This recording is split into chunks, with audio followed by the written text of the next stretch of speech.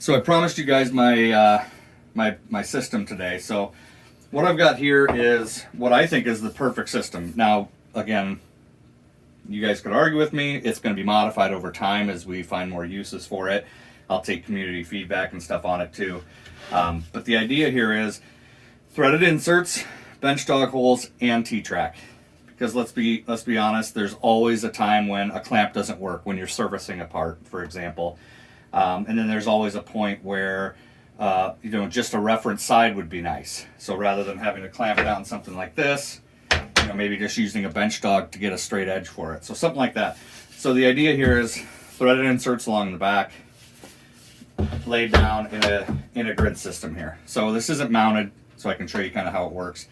There is a gap right here so you can get your clamps in on this side. There is an opening here for the touch probe, and that works fine. And that same system works here as well. So the whole idea here is this is going to be a time-consuming setup. Okay, threaded inserts does not take a short amount of time. So I wanted to make sure that when we built this whole system, everything lined up so you could just keep adding accessories to it over and over, and you don't really have to ever dig into this spoil board. And I'll show you that kind of in a second here. But the idea here, every one of these screw holes is perfectly lined up. So for instance, those line up there, but they also line up across the T-track. So you set it up right there, you can see, boom, I can slap that down, screw it down with a couple of these, and you're off and running. Now the other piece here, obviously you can use the oops clamps as well. So I actually like these quite a bit, but if you want to use them like that, boom, you can use them like that. I do use these quite a bit. But you can also use bench dogs for references. So if you got a part, boom, slap it up against there, and boom, you now have your reference edge.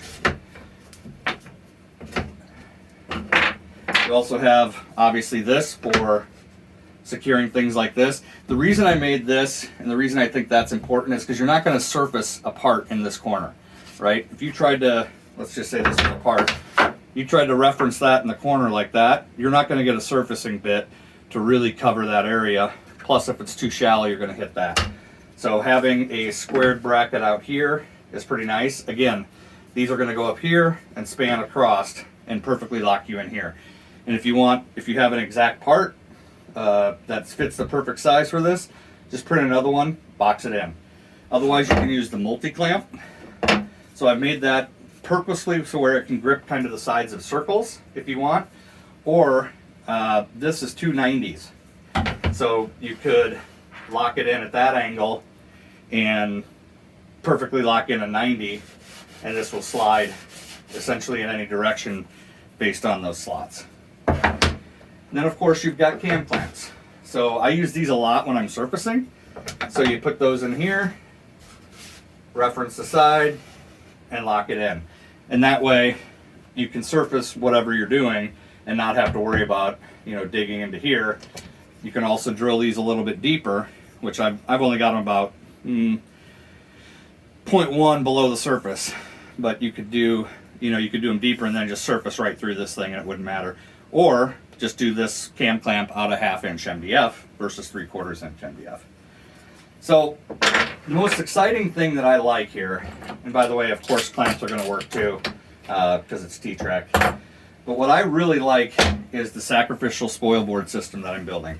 Again, if you're going to spend the time to do this, to cut all these holes, to reference all of this stuff, to build a really nice T-track system like this, and threaded inserts, you don't want to cut into this. Like, this is going to take a couple hours just to thread everything in and get it down on your board. That sucks to have to go back and replace that every time. So what I've did is built a grid system. Okay, so this is just a quarter of the whole board, and everything lines up perfectly. So you can't see it, but everything will line up perfectly with screws, or you can just reference it all with bench dogs. Okay, so now you've got a perfect system that's locked into the one underneath it, cut into this one. You don't have to put threaded inserts into this. You don't have to do anything. And the screws, I guess it's a little hard to see when at that angle. The screws are designed to go deep into the wasteboard. They're down about 1/4 of an inch, so you can cut into this all day long. So once you've got it threaded in, pull the dogs, and now you've got a perfect spoil board that you can sacrifice. This is easy to make. The ones underneath the threads aren't. And I've designed it in such a way that the next piece is going to lock in right on top of the other one. So if you have a bigger piece to do, put in 2, 3rd, a 4th, all of those. So hopefully that makes sense. Any questions you guys have, certainly let me know. I'm going to post these files pretty soon here today, hopefully.